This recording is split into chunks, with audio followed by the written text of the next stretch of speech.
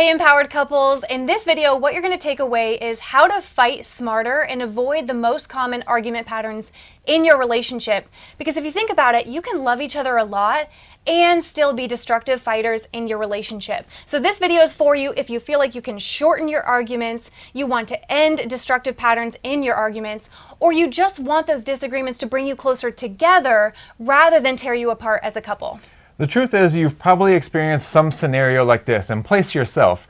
Maybe you come home, you've ended the day, or you're cleaning up the dinner table, and you notice that your spouse puts the heavy bowl on the top rack of the dishwasher. And you say, hey, by the way, I've mentioned to you a few times that that goes on the bottom. It's too heavy for the rack.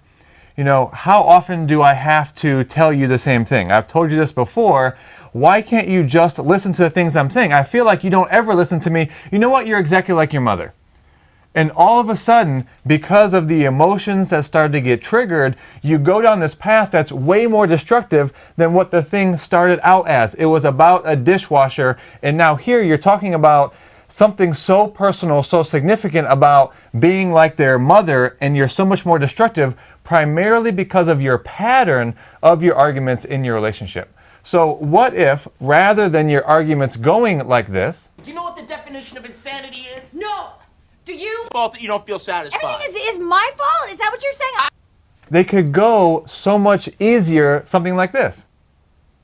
And by the way, if you're just meeting us, we're the Freemans, and we lead sold-out events for couples and teach couples the relationship skills to be connected in any season. And if you're enjoying this so far, go ahead and hit the subscribe button to stay connected for more episodes.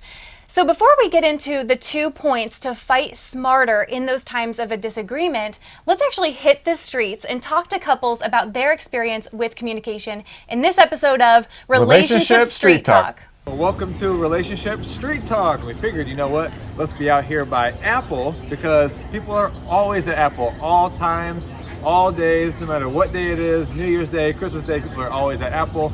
So we'll see if we can stop a couple to ask them about their relationship and how they feel about their communication. You're going to write down, who do you think is a better communicator?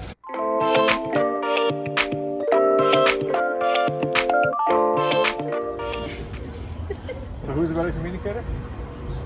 Her? Me! Oh. There you go, you both matched. I don't need to see. So I'm going to show the camera. So you said you're the better communicator, and you said she is a better communicator. Why would you say that? She speaks her mind very often. Second question now is going to be, a few times that you have gotten a disagreement, how long would you say the argument lasts? You said 1 hour, 20 minutes. That's pretty fast.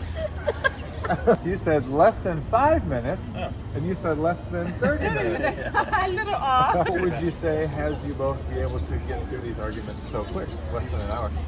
We connect very well, understanding of each other. So what would you say it contributes to you getting through them so fast?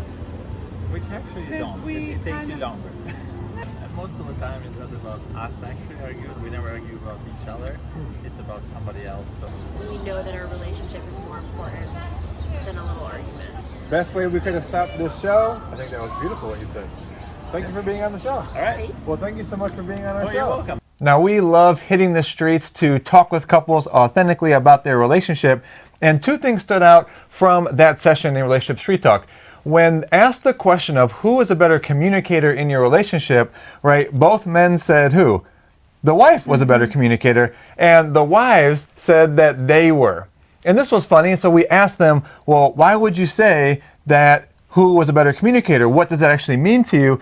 And the men ended up saying that it was for them that their wives talked more. So in that scenario, most couples are thinking, oh, who is a better communicator is the one that talks more. And you know what? You know that that's just not the case. And the second question is really about how long do you stay disconnected? How long do your arguments last? And in that segment, they said from an hour to 20 minutes to a half hour. But if you look for yourselves, sometimes your patterns in your arguments may draw out the argument for a day. You feel disconnected for 3 days, and maybe that pain and that hurt even comes up perpetually in arguments in the future, right? Yeah, and we call that phase after the argument hangover. Why? Because it's that period afterwards where you're not feeling great. You actually feel hurt by what they said and how they said it and how they were acting, and you feel guilty for what you said and how you acted.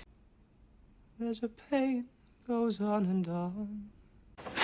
I am a complete moron. I apologize. In fact, I despise you.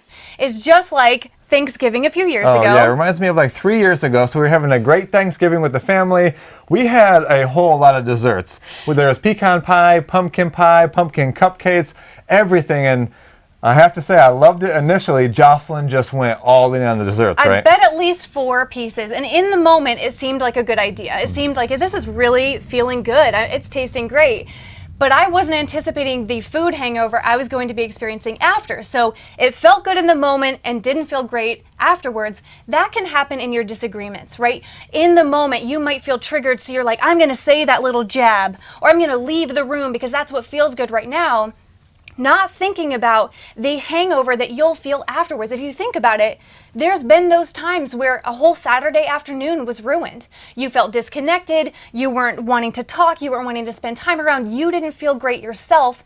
You could even be on the beach in Hawaii and not having a great time because of that argument hangover. Oh, and guess what? The other thing happened was from all that sugar, you were unable to sleep. Yes. And how often in your patterns of arguments do you find it's even difficult to sleep because of the anger, the emotion, the sadness that you're actually feeling? So what should couples do now in these moments? Yeah, so let's go into 2 ways that you can fight smarter so you don't experience that argument hangover. Well, the first one is to ask yourself, when we get into that pattern, are we coming against each other? Are we facing each other? Are we battling head to head? Rather than looking at this challenge, being side by side, being together, and finding a solution now together as a we. Yeah, and do you suggest people actually physically get side by side and start to imagine that they are a team against the challenge? Well, you certainly can. Changing your physical body movements allows you to change the state. And if you think about this, here's the benefit. We're not personally in the military, but a lot of people that are in the military, they're going into battle with each other. They're going with each other to achieve an objective. Now, what happens? They face challenges, yes, but they come out of that stronger, more connected, and that's a bond that can never be broken. So when you face a challenge together, side by side, you come out of there more as a team rather than blaming each other, saying, you know what, your action and behavior is causing me to feel sadness, is causing this disconnection, and it makes it way worse than the initial argument in the first place. And if you think about it, isn't it odd that this person that you love and is your teammate, you're wanting them to be wrong? They become your enemy rather than going, you know what, you're actually my partner. And when you get side by side, whether physically or just in your mind, against the challenge, you actually come up with better solutions. You can actually find a win-win solution that includes both of your perspectives, where neither of you have to be wrong, and instead, you two are overcoming that challenge together as a team. You're an unstoppable team. So let's go into the second point, which is to have a code word for those times of emotion so that you have a timeout. Well, wait, now, do you mean like Eurotrip needing a safe word? Maybe. It could be like that if you've seen that movie before. But some funny code words could even be something like blueberries, right? You could say things like blueberries or strawberries. What's another funny one? Jelly beans. You know, if you choose a code word or a safe word that's actually something that's going to change the state. If we were having a disagreement and I was trying to blame you for the heavy dish in the top and I said, you're like your mother, if you like, hold on, jelly beans. What I'm going to automatically smile, right? I'm going to automatically start to laugh. And when you think about going down this pattern and how you normally feel disconnected, the emotion starts to rise, smiling in that instance is actually a good thing, right? Oh, it lightens it up. We hear from clients all the time. We implemented your pattern interrupt, and rather than it becoming an hour, one of us said our code word, which was jelly beans, and it reminded us, oh, we got out of being a team right now. We were letting emotion take over. And here's the thing. In those times where your emotion is taking over, you don't say the nice thing. You don't act the nicest way. It doesn't end up leading somewhere good for the most part. So why do you keep going down that rabbit hole rather than, hey, we're going to use a code word, and one that we use often that's not as silly, we say same team. So we'll say, hey, same team, and we both go, you know what, that's a great reminder. We were starting to let emotion get escalated because emotion can hijack your brain. It can start to say, you know what, we are going to take this all the way, rather than, you'll go down that argument hangover period. So with that code word, you can shorten that period of feeling disconnected because you won't hurt each other as much during that disagreement. Yeah, I think that's the main thing, is that you don't get into that pattern, so you don't say things that you ultimately regret, you feel guilty, and you can still have challenges come up, right? We can have differences of opinion. We can see things differently. It's just that we keep ourselves from getting into this argument hangover, into this place where we say things that we really regret,